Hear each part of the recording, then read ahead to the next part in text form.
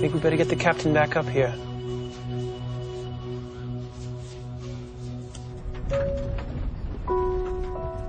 I was reading my book, and there was a slight flick of turbulence, just a slight flick, and I glanced over to the left, where I had a clear view of the port wing, and to my surprise, it was covered in a brilliant, white, shimmering light, which seemed to be clinging to the wing of the aircraft.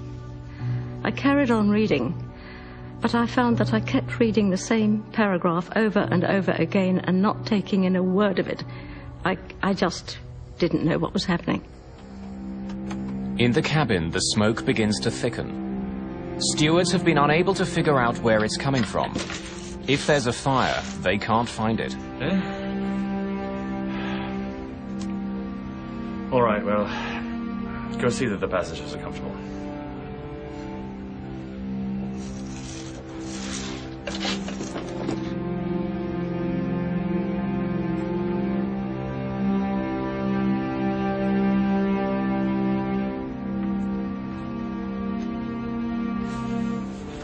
Smell anything odd, Mum? Seems rather smoky in here. I noticed that thick smoke was pouring into the cabin through the vents above the windows. And that was a very sobering sight. Turkish cigarettes.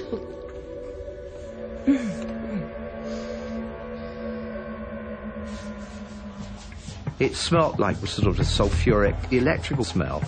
And I went on that flight deck expecting to hear that we had some electrical smoke somewhere on the aircraft.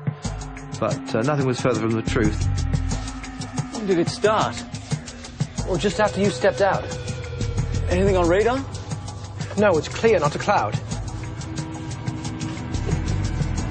Oh my lord, look at engine 4! It's lit up somehow. Captain, have a look at number 1. It's the same on my side. None of the crew have ever seen anything like this before. But the light show is just the beginning. Their bizarre flight is about to take a terrifying turn for the worse.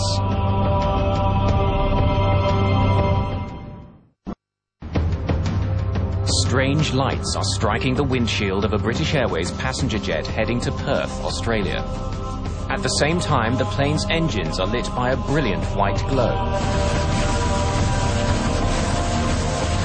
Look at engine 4! It's lit up somehow. This light show, if you like, had become more intense. In fact, we ended up sitting there with 2 sheets of brilliant white light in front of us in place of the windscreens.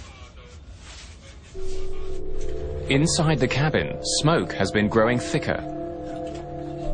Chief Steward Graham Skinner has been organising an intense but quiet search for fire.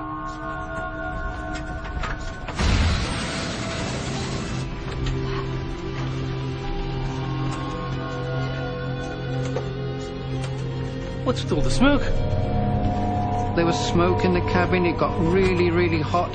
You were perspiring, literally drenched in perspiration. The acrid smoke was at the back of your throat, up your nose, in your eyes, and you were rubbing this and your eyes were running, and it was, not a very nice situation at all. Flight engineer Barry Townley Freeman has been checking his instruments carefully.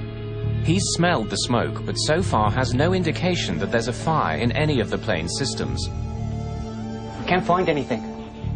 With one mystery confronting them, they're suddenly faced with a frightening new situation.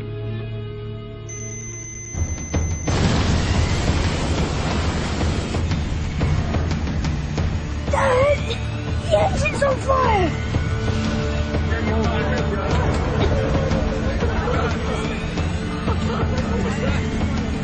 The whole of the wing was a sheet of light. And I thought, wow. I said, oh, you better close that because we don't want to watch that. Cheers. Sit down. Where'd the guy Stephen, close the blind.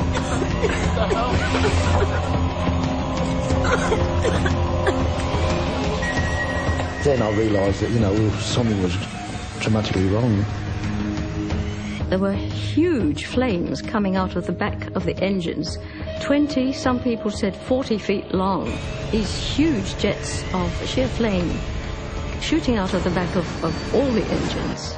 Is it going to penetrate from the outside of the aircraft? Is it going to come into the cabin? Are we going to burn to death? Are we going to choke to death on the smoke? What's going to happen? What's causing it? What are they going to do about it? As fire engulfs the engines, one of them revs loudly and flames out. Engine failure. Number 4. Fire action, number 4. Checklist powering gear. Set. Thrust lever. Closed. Start lever. Off.